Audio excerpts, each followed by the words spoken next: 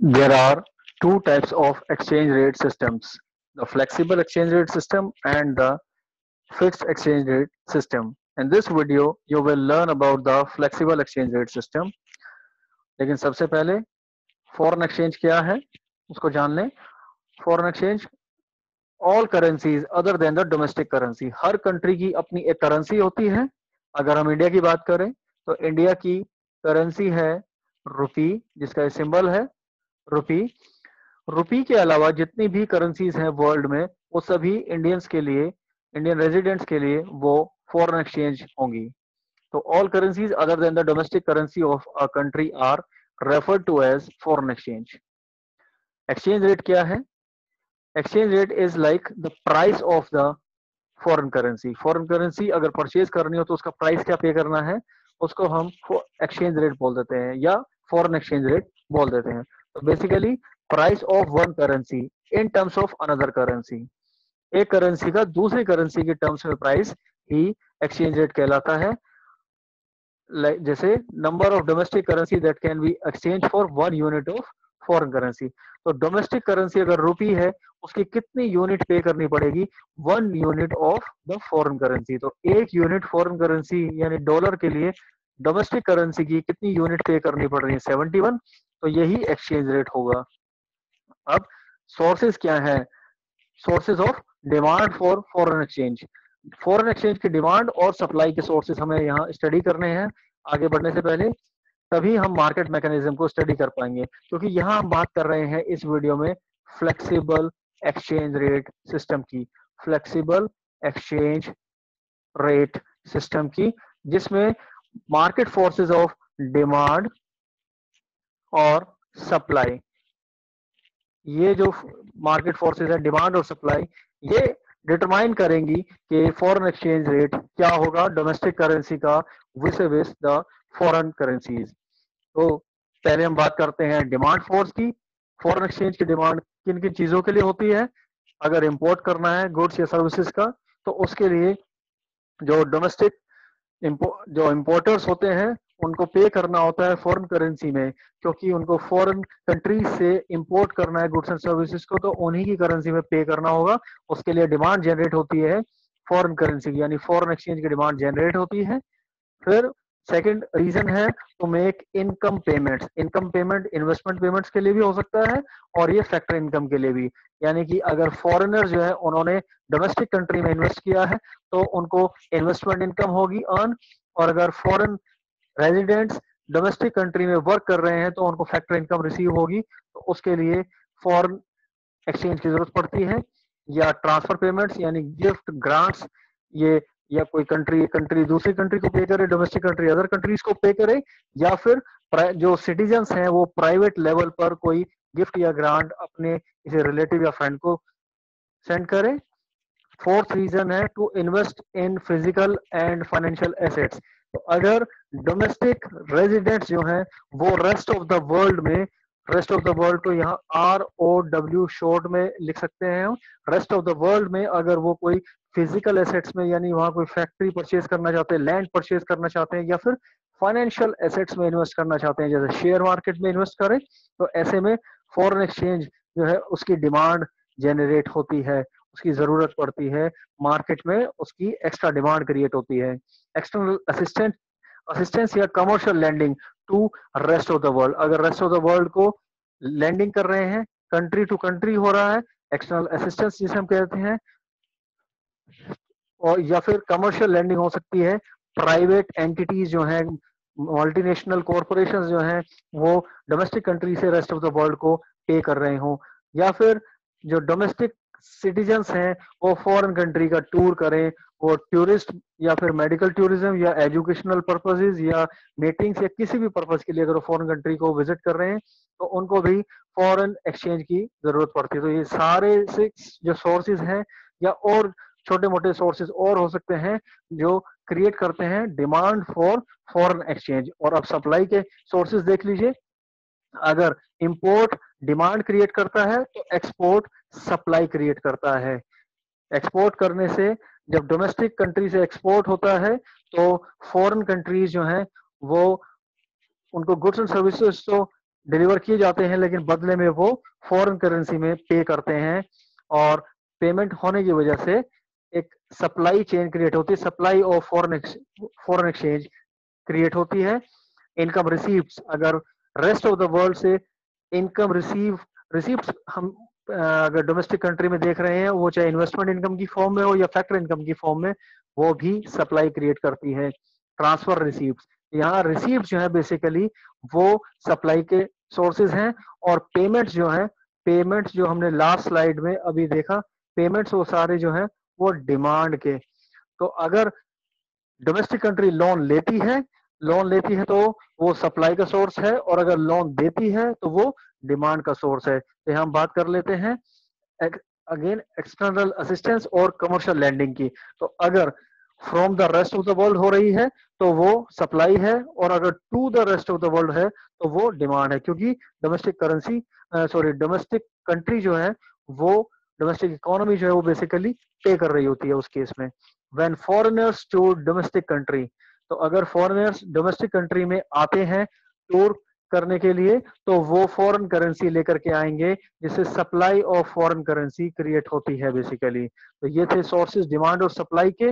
इनको अब हम यूज करेंगे market forces of demand and supply के बेसिस पे एक इक्विलिब्रियम अचीव करने में। The demand for and supply of foreign currencies, demand for and supply of foreign currencies determine the exchange rate.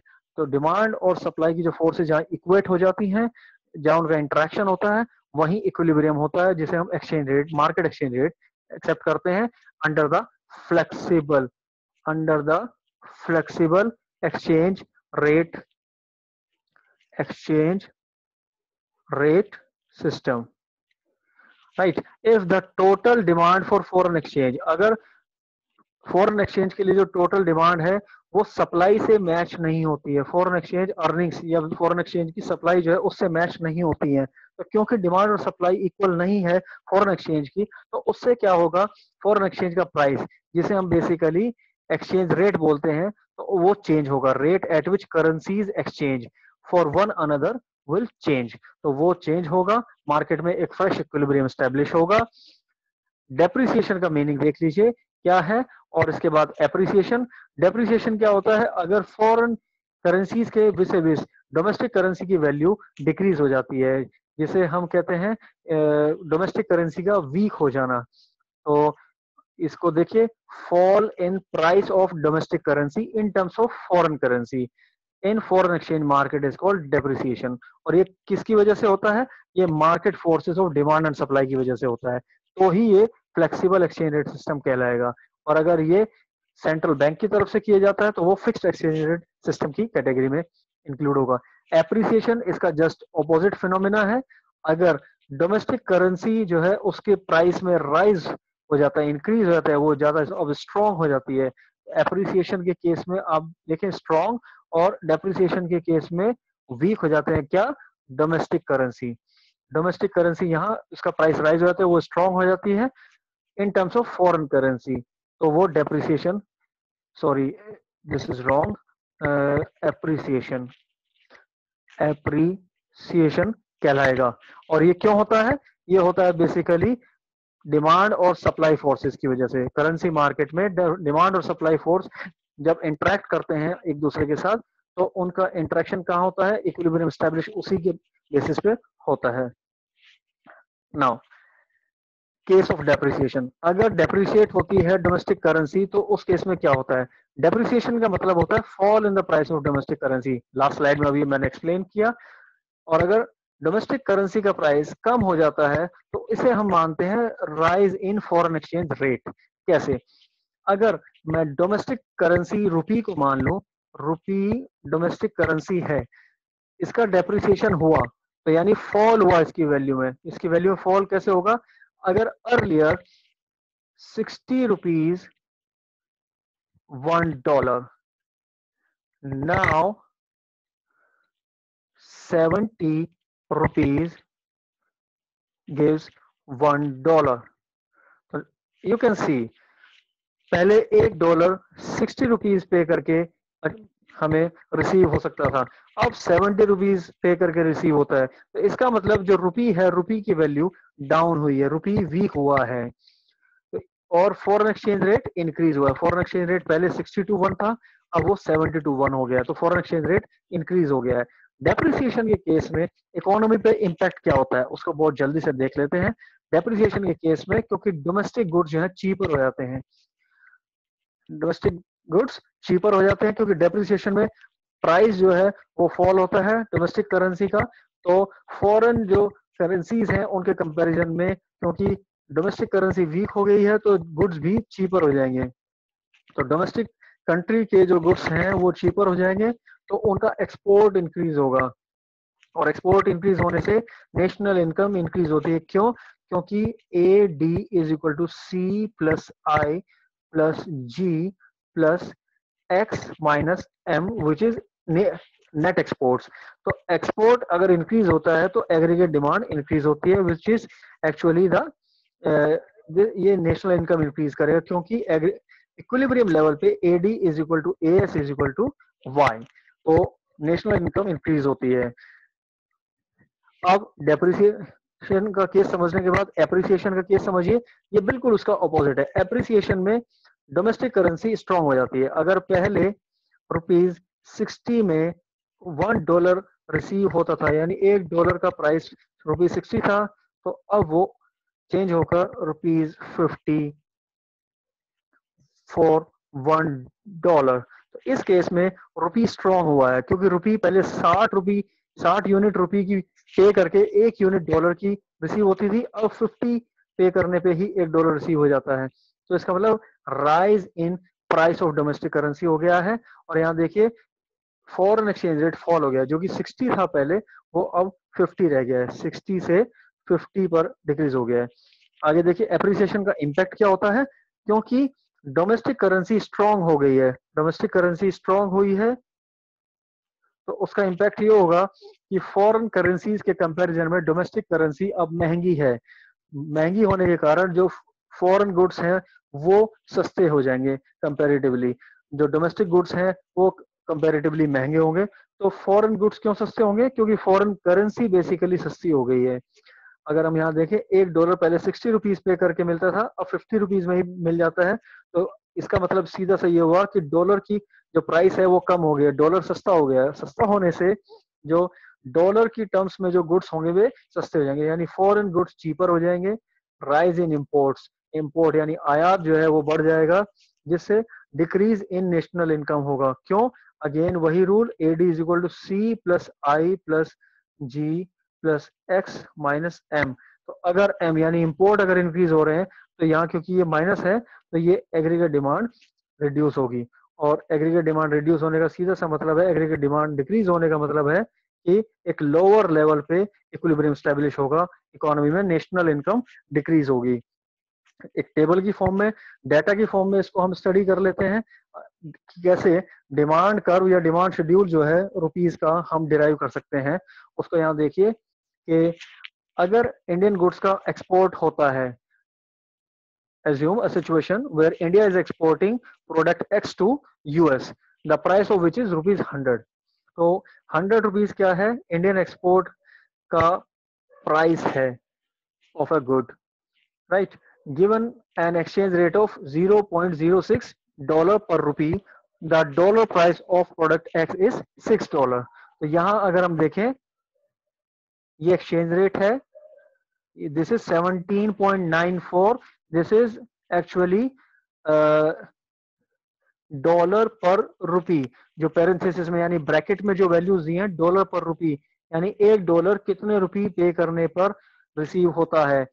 और अगर हम बात करें ये है कि $1 में कितने डॉलर मिलते हैं, तो $1 में $0.06 मिलते हैं, या $1 जो है वो 17 रुपए 94 पैसे का मिलता है। ये इसका मीनिंग है। इंडिया जिस प्रोडक्ट का एक्सपोर्ट कर रहा है वो उस प्रोडक्ट की कीमत जो है वो $100 है इंडियन करेंसी की फॉर्म में। और इसको अगर हम देखें डॉलर्स में, अगर देखें तो ये $6 इसकी कीमत होगी, क्योंकि ये 0.06 का जो रेट है, यानी एक रुपए में $0.06 मिलते हैं, तो 100 रुपए में $6 होंगे। तो $6 में ये गुड जो है एक्सपोर्ट किया जाएगा। ये इसका प्राइस है। 1500 यूनिट एक्सपोर्ट की जाती हैं, तो 1500 यूनिट को हम अगर मल्टीप्लाई कर दें $6 के रेट से, एक यूनिट $6 की है, 1500 यूनिट $9000 की होंगी। और अगर रुपये की टर्म्स में देखें तो 100 रुपए की एक यूनिट है, और 1500 यूनिट जो है वो 1,50,000 रुपए की होंगी। अब देखिए, जब एक्सचेंज रेट चेंज होता है तो क्या फर्क पड़ता है। एक्सचेंज रेट इंक्रीज हो रहा है नीचे की तरफ। अगर हम देखें एक्सचेंज रेट इंक्रीज क्यों हो रहा है, तो यहाँ 17 रुपए 94 पैसे में $1 मिलता है, और यहाँ 45 रुपए 68 पैसे में $1 रिसीव हो रहा है। तो एक्सचेंज रेट इंक्रीज हो रहा है, जो डोमेस्टिक करेंसी है यानी रुपी वीक हो रहा है, और डॉलर जो है वो स्ट्रांग हो रहा है। उसका इम्पैक्ट देखिए, जैसे जैसे रुपी जो है उसकी वैल्यू डिक्रीज होती है, रुपी की वैल्यू डिक्रीज होती है, यानी रुपी का प्राइस बेसिकली कम होता है। तो रुपी का प्राइस, रुपया सस्ता जैसे जैसे होता है, तो रुपए की डिमांड देखिए आप बढ़ती चली जाती है, रुपए की डिमांड बढ़ती चली जाती है। और इसका उल्टा यहाँ पे सप्लाई में देखिए, डॉलर की सप्लाई जो है वो कम हो रही है। यहाँ पे नीचे की ओर डॉलर की सप्लाई कम होती जा रही है, क्योंकि यहाँ देखिए ये इसका जो एक्सचेंज रेट है, ये उसका इम्पैक्ट है सीधा सा। अब यहाँ एक और टेबल देखिए, इसमें सप्लाई एक्सप्लेन की गई है। बेसिकली सप्लाई ऑफ रुपी, इस बार इंडिया इंपोर्ट कर रहा है, किसी गुड का, और उसका प्राइस दिया है डॉलर की टर्म्स में। यहाँ पे $10 दिया है प्राइस। यहाँ एक करेक्शन है, ये बेसिकली 100 यूनिट्स है। तो अगर इंपोर्ट जो इंडिया कर रहा है उसकी एक यूनिट का प्राइस $10 है। तो यहाँ देखिए, अगर exchange rate 17.94 rupees per dollar है, तो इस ये जो गुड है जो परचेज कर रहा है इंडिया, इंपोर्ट कर रहा है यूएस से, इसका इंडिया के लिए इफेक्टिव प्राइस होगा $179.40, क्योंकि $10 का ये गुड है और $1 17.94 का है, तो ये 179.40 रुपीज का ये इंडिया को इफेक्टिव प्राइस इसका पड़ेगा। 100 यूनिट्स इंडिया ने इंपोर्ट करी हैं, तो ये इसकी जो सप्लाई करनी है इंडिया को रुपीज की फॉर्म में 17,940 रुपीज करनी होगी, जबकि डॉलर्स में ये 100 यूनिट्स $10 के रेट के हिसाब से ये $1,000 की होंगी। अब देखिए, जैसे जैसे एक्सचेंज रेट में इंक्रीज हो रहा है, यानी कि रुपी की वैल्यू डिक्रीज हो रही है। रुपी की वैल्यू डिक्रीज होने से क्या होगा कि जो अमेरिकन डॉलर है वो इंडियंस के लिए महंगा हो जाएगा, और महंगा होने पर क्या होता है, फॉरेन करेंसी अगर महंगी हो जाती है और डोमेस्टिक करेंसी डेप्रिशिएट होती है, डोमेस्टिक करेंसी की वैल्यू डाउन होती है, तो उससे इंपोर्ट्स में कमी आती है। और वही आप यहाँ देख सकते हैं कि ग्रेजुअली इंपोर्ट की जो यूनिट्स है वो कम होती जा रही है, 100, 60, 45, 40, 30 इस तरीके से कम हो रही है।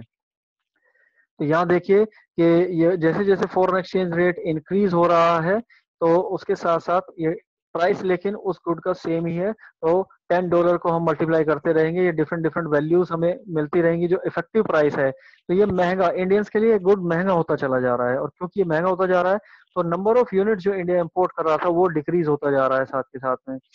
और इंडिया जो रुपीज जो सप्लाई कर रहा था मार्केट में, वो सप्लाई ऑफ रुपी डिक्रीज होती जा रही है। देखिए ये ग्रेजुअली ये डिक्रीज होती जा रही है। तो इसका मतलब सीधा सा हुआ कि जैसे जैसे रुपी की वैल्यू डिक्रीज हो रही है, रुपी जो है सस्ता हो रहा है, तो उसकी सप्लाई कम हो रही है, यू कैन सी। और डॉलर जैसे जैसे महंगा हो रहा है, डॉलर की डिमांड कम हो रही है। जैसे जैसे डॉलर महंगा हो रहा है उसकी डिमांड कम हो रही है। रुपी डॉलर महंगा होने पे डॉलर की डिमांड कम हो रही है, और रुपी सस्ता होने पे रुपी की सप्लाई कम हो रही है। पिछली स्लाइड में भी आपने देखा था, इसी तरह का एक फिनोमेना यहाँ पे भी दिखाई दे रहा था। इसमें आप देख सकते हैं कि ये अब यहाँ पे इंडिया एक्सपोर्ट कर रहा था, 100 रुपीज प्राइस था।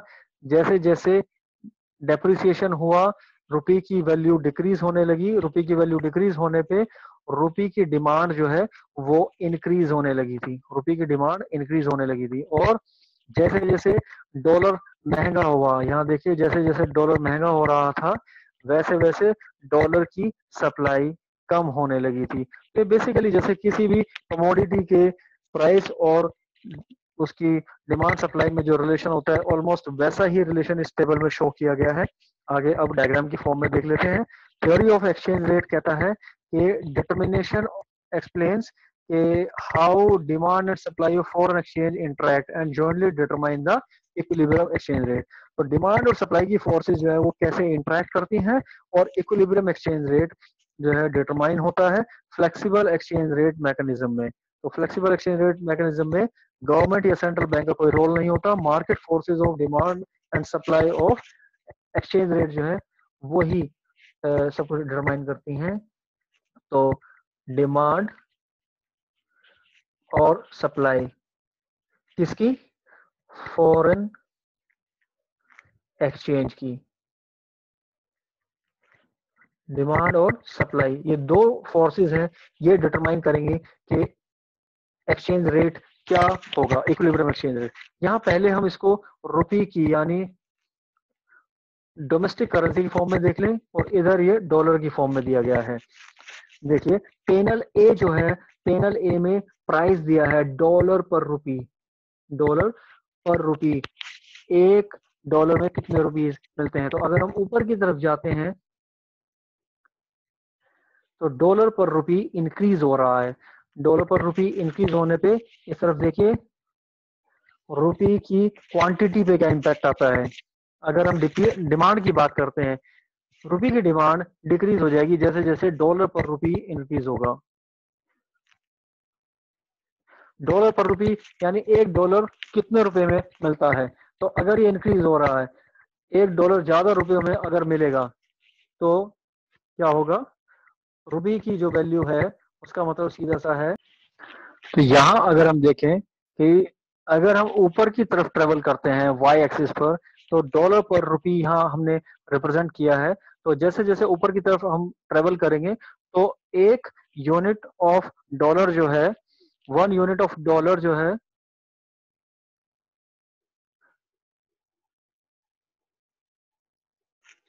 वो कम रुपए में अचीव हो सकती है। या दूसरे लैंग्वेज में अगर हम कहें कि 1 यूनिट ऑफ रुपी, रुपए की एक इकाई में ज्यादा से ज्यादा डॉलर हमें मिलने शुरू हो जाते हैं, क्योंकि ये डॉलर पर रुपी है। तो एक रुपए में कितने डॉलर मिलते हैं? तो जैसे जैसे वाई ऊपर हम ट्रेवल करेंगे तो एक रुपए में ज्यादा से ज्यादा डॉलर हमें मिलने शुरू हो जाते हैं, यानी रुपया ऊपर की तरफ महंगा हो रहा है। जैसे जैसे रुपया महंगा हो रहा है तो हम देख सकते हैं कि डी जो है ये डिमांड फॉर रुपी है, ये डिमांड फॉर रुपी है। तो डिमांड फॉर रुपी अगर हम देखें तो इस तरफ अगर हम देखें तो डिमांड फॉर रुपी कम हो रही है जैसे जैसे डॉलर ज्यादा मिल रहा है, यानी रुपी की वैल्यू जैसे जैसे बढ़ रही है। और सप्लाई जो है वो इंक्रीज हो रही है, डिमांड घट रही है, सप्लाई इंक्रीज हो रही है राइट साइड की तरफ। तो इसका ये बिल्कुल एक माइक्रो इकोनॉमिक्स के कर्व की तरह ही है। तो यहाँ देखिए ये इक्विलिब्रियम प्राइस होगा जहां पे डिमांड और सप्लाई फोर्सेस इक्वेट कर रही हैं। इसको हम फॉरेन एक्सचेंज की टर्म्स में भी एक्सप्लेन कर सकते हैं। यहाँ पे देखिए डॉलर के टर्म्स में, यहाँ रुपी पर डॉलर हमने वाई एक्सिस पे लिया है, तो एक डॉलर में कितने रुपीज। तो अगर हम ऊपर की तरफ जा रहे हैं तो इसका मतलब है कि यहाँ डॉलर महंगा हो रहा है। अगर यहाँ 30 रुपए में डॉलर मिल रहा था इस लेवल पे, तो यहाँ 40 में मिल रहा होगा, यहाँ 50 में मिल रहा होगा। तो जैसे जैसे हम ऊपर की तरफ ट्रेवल कर रहे हैं तो डॉलर महंगा होता जा रहा है। डॉलर का महंगा होने का फर्क यह पड़ता है कि डॉलर की जो डिमांड है, बेसिकली फॉरेन करेंसी की जो डिमांड है, वो प्राइस इंक्रीज होने के साथ साथ वो डिमांड डिक्रीज हो जाती है। देखिए ये डाउनवर्ड स्लोपिंग डिमांड कर्व से यही रिफ्लेक्ट होता है। और सप्लाई की अगर हम बात करें तो जैसे जैसे ऊपर की तरफ हम जा रहे हैं तो जैसे जैसे डॉलर का प्राइस इंक्रीज हो रहा है तो वैसे वैसे ही उसकी सप्लाई जो है वो इंक्रीज होती जा रही है। ये यहाँ इस कर्व का मीनिंग है। तो जो लास्ट टू टेबल्स जो हमने लास्ट टू स्लाइड्स में हमने बनाई हैं, उन टेबल्स को यहाँ पे हम इस तरीके से डिपिक्ट कर सकते हैं डायग्राम की फॉर्म में। अब देखिए इक्विलिब्रियम और कैसे ये इक्विलिब्रियम किन कंपोनेंट्स की वजह से या किन फैक्टर्स की वजह से ये अफेक्ट होता है। तो यहाँ इस मार्केट में देखें, ये हमने फॉरेन एक्सचेंज की टर्म्स में हमने इसको एक्सप्लेन किया है। ये equilibrium, this is equilibrium exchange rate basically. और अगर हम लेफ्ट साइड पे देखें तो ये एक्सचेंज रेट आ जाएगा और ये इक्विलिब्रियम लेवल पे कितनी क्वांटिटी है, ये यहाँ पे basically quantity of foreign currency आ जाएगी, मार्केट में कितनी क्वांटिटी ट्रेड हो रही है। तो पहला फैक्टर है जो अफेक्ट करता है वो है इकोनॉमिक ग्रोथ। अगर ये एक एक्सचेंज रेट एस्टेब्लिश हो गया, इसको इकोनॉमिक ग्रोथ कैसे अफेक्ट करेगी? मान लीजिए if economic growth in India increases relative to the US, यानी इंडिया में इकोनॉमिक ग्रोथ यूएस के कंपैरिजन में ज्यादा हो गई, तो ऐसे में क्या होगा, Indian demand for US goods increases. तो क्योंकि ज्यादा रॉ मटेरियल, ज्यादा मशीन्स की इंडिया में डिमांड होगी, तो इंडिया में डिमांड इंक्रीज हो जाएगी और सीधा सा ये यहाँ पे क्या होगा, इंपोर्ट्स इंक्रीज होंगे, इंपोर्ट्स राइज। इंपोर्ट के राइज होने का इम्पैक्ट जो होता है वो होता है डेप्रिसिएशन ऑफ रुपी। इंपोर्ट के राइज होने का इम्पैक्ट क्या होता है, क्योंकि इसमें शिफ्ट होगा supply schedule of Indian rupees to the right. Indian rupees का जो सप्लाई शेड्यूल है, अगर हम यहाँ पे देखें, ये राइट साइड में इस तरीके से अगर ये शिफ्ट होता है तो इसका इम्पैक्ट क्या होगा, इसका इम्पैक्ट होगा कि अगर एक्सचेंज रेट यहाँ था पहले, तो अब एक्सचेंज रेट ये होगा। तो अगर ये पहले R1 था, अब ये R1 स्टार है, तो क्या हुआ, ये डेप्रिसिएशन हो गया, यानी इंडियन रुपी की जो वैल्यू है वो डिक्रीज हो गई है बेसिकली यहाँ पे। नेक्स्ट आप देख सकते हैं, नेक्स्ट जो फैक्टर है वो है इन्फ्लेशन। इन्फ्लेशन का क्या इम्पैक्ट होता है इसमें, इन्फ्लेशन होने में क्या होगा, imports become cheaper, imports cheaper बन जाएंगे, क्योंकि inflation rate in India rises faster than that in US. US के कंपैरिजन में इंडिया में इन्फ्लेशन फास्टर होगा, तो इंडिया के गुड्स जो है महंगे हो जाएंगे और यूएस के गुड्स कंपैरेटिवली सस्ते लगेंगे। तो सस्ते होने की वजह से इंपोर्ट जो है उनका ज्यादा होगा इंडिया में, it leads to more imports. इससे क्या होगा, imports basically rise, import increase होगा, और इससे क्या होगा, ये अगेन डेप्रिसिएशन ऑफ रुपी होगा। अगर हम यहाँ वापस देखें तो सेम यही सिचुएशन फिर से होगी, डेप्रिसिएशन ऑफ रुपी, क्योंकि इंपोर्ट होने पे सप्लाई जो है वो राइटवर्ड शिफ्ट हो जाती है, supply schedule of Indian rupees rightward shift हो जाता है। अब नेक्स्ट चीज अगर हम देखें, नेक्स्ट फैक्टर वो है इंटरेस्ट रेट। इंटरेस्ट रेट का इम्पैक्ट क्या होता है, अगर इंटरेस्ट रेट इंडिया में ज्यादा तेजी से बढ़ रहा है तो उससे कैपिटल इनफ्लोज होगा, क्या होगा, कैपिटल इनफ्लो। कैपिटल जो है कंट्री में एंटर करेगी, कैपिटल इनफ्लो की वजह से क्या है, सप्लाई ऑफ फॉरेन एक्सचेंज जो है वो इंक्रीज हो जाएगा, supply of foreign exchange increase होगा, और the demand schedule for rupees जो है वो shift to the right, demand right side में, तो उससे क्या है, एप्रिसिएशन होगा। यहाँ देखिए इसको वापस, डिमांड शेड्यूल, अगर let me clear this screen first, अगर ये डिमांड शेड्यूल इस तरीके से शिफ्ट हो जाए और ये नया, तो यहाँ फॉरेन एक्सचेंज रेट इंक्रीज हो जाएगा, foreign exchange rate increase, sorry, rupee appreciate हो जाएगा, रुपी स्ट्रांग हो जाएगा, तो उसमें फॉरेन एक्सचेंज रेट कम होगा बेसिकली। यहाँ अगर हम देखें कैपिटल इनफ्लो की वजह से क्या होगा, कैपिटल इनफ्लो होने की वजह से supply of foreign currency increase हो जाएगी, supply of foreign currency increase होने से देखिए फॉरेन एक्सचेंज रेट पहले अगर यहाँ था डॉलर के टर्म्स में, आप देखिए रुपी पर डॉलर के टर्म्स में, अगर ये पहले यहाँ था R1, तो अभी R1 स्टार अभी हो गया। तो पहले अगर मान लिया 60 रुपीज में एक डॉलर मिलता था और 50 रुपीज में एक डॉलर मिलेगा, तो रुपी की वैल्यू जो है वो इंक्रीज होगी, जिसे हम कहते हैं एप्रिसिएशन।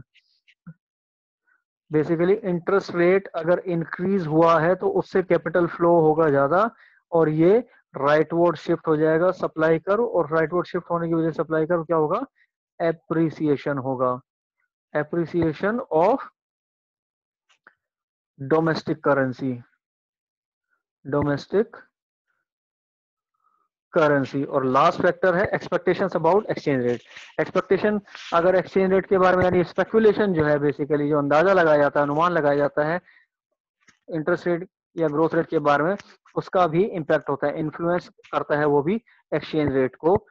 वो कैसे इम्पैक्ट करता है वो क्वांटिटेटिव टर्म्स में एक डिफरेंट टाइम पे स्टडी किया जा सकता है। That is all in this video, thank you so much.